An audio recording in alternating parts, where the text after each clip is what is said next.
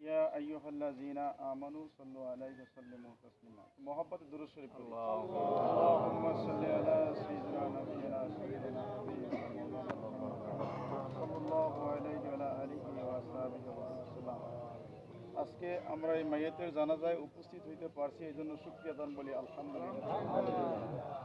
আল্লাহু আকবার। বেল ছোট, তারপরেও অল্প একটু কথা বলার সুযোগ হয়েছে যে আজকে এই জানাজা নামাজ ফরজে কিফায়া জানাজা নামাজ যদি মহল্লার কিছু মানুষ আদায় করত, আমাদের সকলের হক আদায় হয়ে যেত। বলেন না সুবহানাল্লাহ।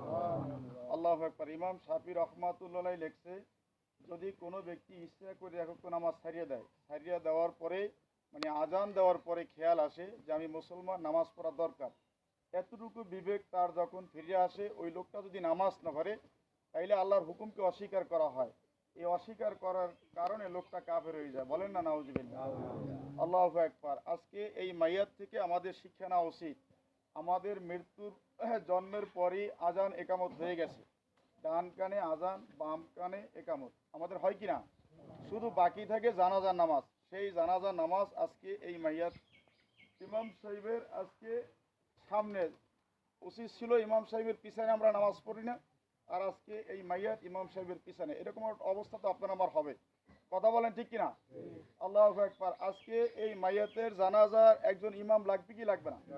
কথা বলেন তো লাগবে। এখন ইমাম বলতে বুঝাইছে নেতা, যে আমাদের এই মহল্লায় আমরা এই ফারুক মাওলানার পিছনে যারা আমরা নামাজ পড়ি, আমাদের সকলের নেতা এই ইমাম সাহেব। আপনারা এটা কি সঠিক কিনা না ভুল কইলাম? আল্লাহু আকবার। এই রাষ্ট্রেরও একজন নেতা থাকবে, সে হইলে অন্তর্বর্তীকালীন ডক্টর মোহাম্মদ ইউনূস। আমাদের জাতীয় মসজিদের নাম জানেন আপনারা? বাইতুল মোকাররম। বাইতুল মোকাররমের ইমাম যদি হয় ডক্টর মোহাম্মদ ইউনূস, আপনারা নামাজ পড়বেন? কেন পড়বেন না? সেই ইমামের যোগ্য না। এই জন্য 92% মুসলমানের দেশে, আমি কি রাজনীতির কথা বললাম না কোরআনের কথা বললাম? কথা বলেন। আল্লাহ বলতেছে, কল আল্লাহু তাআলা কুল্লু নাফসিন যায়িকাতুল মাউত সুম্মা ইলাইনা তুরজাউন, যে আপনার আমার মৃত্যুবরণ করা লাগবে, আমার মাওলার কাছে ফিরে যাওয়া লাগবে। কারো কোনো সন্দেহ আছে?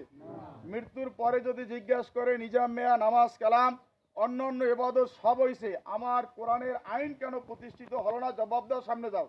তখন আপনি আমি যদি বলি আল্লাহ দুনিয়ার জমিনে আরেকবার যাওয়ার সুযোগ দেন, নামাজ 5 ওয়াক্ত, রমজান মাসের রোজা 30টা, এরপর আপনার কোরআনের আইন সংসদে প্রতিষ্ঠা করিয়া আবার চলে আসবো, এটা সম্ভব হইবে? দুনিয়ার 50,000 বছর, আখেরাতের মাত্র একদিন।